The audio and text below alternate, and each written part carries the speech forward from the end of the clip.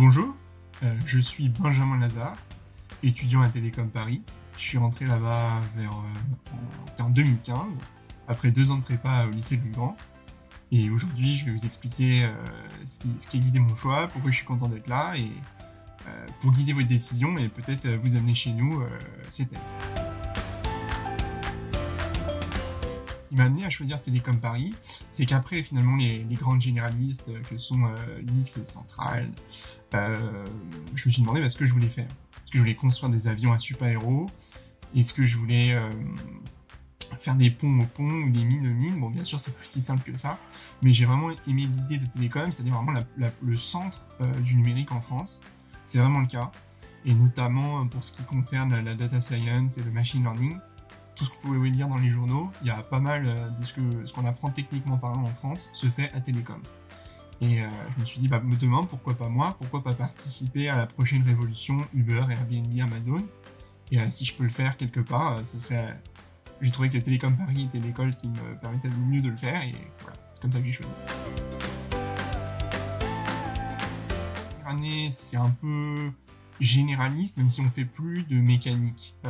Et voilà, on fait plus du tout de mécanique des fluides ou de mécanique solide. Je choisis en particulier après de me spécialiser en data science. J'ai fait un master à l'école polytechnique qui est en partenariat avec nous.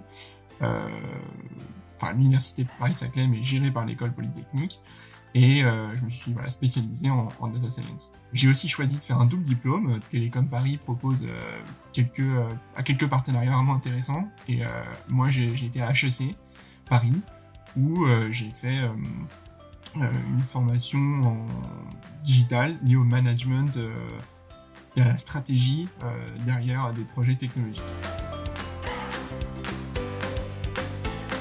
Donc il n'y a que des avantages. Après, c'est vrai que les étudiants qui hésitent encore s'ils voudraient faire de la mécanique, c'est quelque chose qu'on fait plus du tout à Télécom, et c'est peut-être difficile d'y revenir.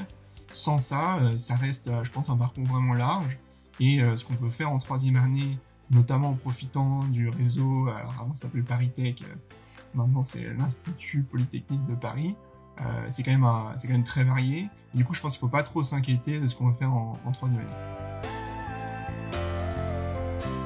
Donc là je suis en dernière année, donc comme j'ai déjà fait un lycée et des années à HEC, je dirais que ouf quoi.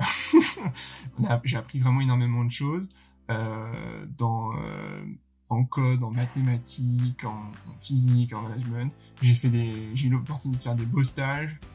J'étais chez Amazon, j'ai été chez Sony à Madrid et au Japon. Et voilà, j'ai hâte peut-être de me lancer. Et les années passées à Télécom, c'est des années que j'oublierai jamais. C'était un peu la dernière année de mon cursus ingénieur.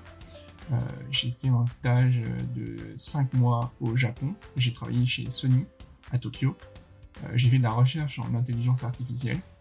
Et pour moi, c'était un peu la consécration de tout mon parcours. J'étais également ravi de voir qu'il y avait déjà des télécomiens sur place. C'était vraiment sympa de rencontrer d'autres ingénieurs français à l'étranger. Et de voir à quel point les compétences qu'on a apprises sont vraiment recherchées et à la pointe de ce qui se fait.